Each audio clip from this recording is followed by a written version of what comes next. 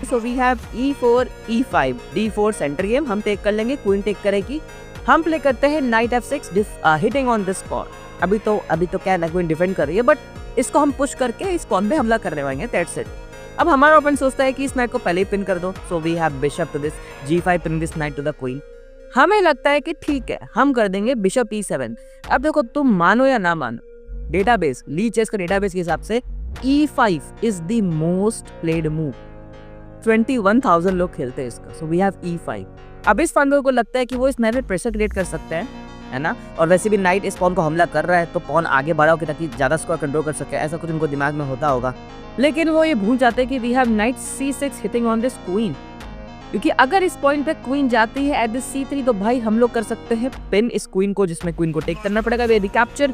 अगर वो यहाँ टेक करेगा तो फिर हम यहाँ पे मार देंगे। कितनी अच्छी बात है, राइट। सो इस कंडीशन में हाँ, हम लोग काफी अच्छे हैं यहाँ पे। लेट्स से हमारा ओपोनेंट प्ले करता है queen to this e3 just defending this pawn. हम प्ले कर सकते हैं knight d5 hitting on this queen, या हम प्ले कर सकते हैं knight g4 hitting on this queen.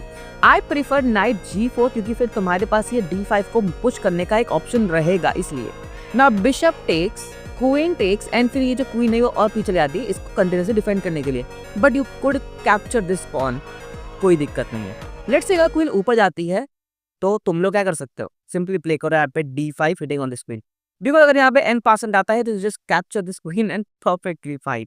नहीं तो फिर क्वीन को भी जाना पड़ेगा and then you can recapture this pawn with the knight. At the end of this trade तुम्हारे पास क्या है, एक क्वीन है, एक नाइट है, दो नाइट है, एक पॉन है, सो सेंटर में है, राइट। एंड तुम नेक्स्ट मूव में कर सकते हो कासल बिशप का डायगोनल खुला हुआ है। मीनवाइल हमारा ओपोनेंट सारे पीसेस इनटैंगल्ड है,